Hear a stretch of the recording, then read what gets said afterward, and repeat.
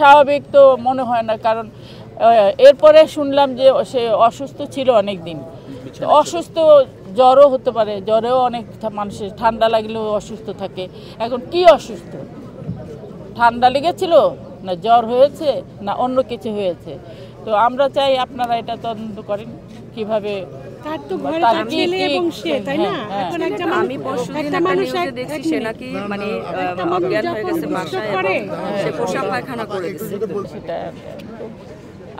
আর কি বলবো, হ্যাঁ 6 তারিখে আমাদের মুক্তির জন্মদিন ছিল, তখন আমরা গিয়েছিলাম, ওই লাস্ট দেখা। আর দেখা হয়নি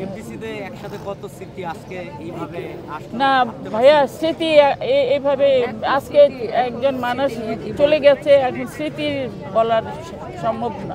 স্মৃতি হাজারো আছে, হাজারো স্মৃতি আছে। আপনাদের কাছে অনুরোধ থাকবে, সে যে মারা গেল, কিভাবে মারা গেল সেটা দেখেন এবং আপনারা দোয়া করেন, আল্লাহ যেন তাকে জান্নাতবাসী করেন। দোয়া করেন, একটা ভালো মানুষ ছিল, দোয়া করেন। Thank you. জি বলেন। কথা শুনতেছে আসলে উনি অনেকে প্রপার সময় হাসপাতালে নেওয়া হয় না, সেটা অনেকে বলতেছে। আমরা সেটাই জানি। আমাদের কাছেও বলা হয় না, আমরা যখন যেতে চেয়েছি মানা করা হয়েছে, দেখতে দিবে না। তো না দেখতে দিলে এত দূরে যাব, গিয়ে তো লাভ নেই। তো আমরাও আপনাদের মতো শোনা, হ্যাঁ তো আপনাদের মতো আমরাও মানে শোনা।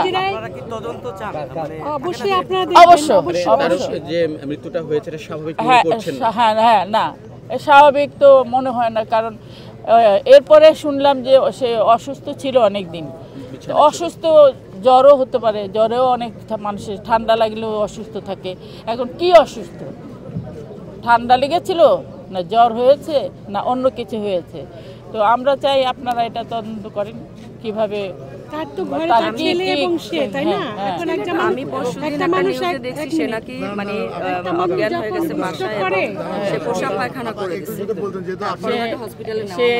আরো গুণী শিল্পীরা আছে, তারা হয়তো একে একে চলে যাবেন। তারা একসময় চলচ্চিত্রকে অনেক কিছু দিয়েছেন। চলচ্চিত্র এখন যারা দেখভাল করছেন, আসলে বিভিন্ন সমিতি আছে, চলচ্চিত্র শিল্পী সমিতি আছে, যাদের কাজ শিল্পীদের খোঁজ খবর নেওয়া, তারা প্রপার সময়ে প্রপার খোঁজ খবরটা নিচ্ছে কিনা আপনাদেরকে? না, আমাদের কেউ খবর নিচ্ছে না। আমি বলবো যে অঞ্জনা চলে গেছে আমাদেরকে ছেড়ে। আমরা যে বাসায় থাকি, আমাদের কোনো কাজকর্ম নেই, এফডিসিতে আসি না। কেন আসবো? যে এফডিসিতে 52 বছর কাজ করেছি, সে এফডিসি এখন অন্ধকার, যেখানে আমরা সব সময় থাকতে চাই।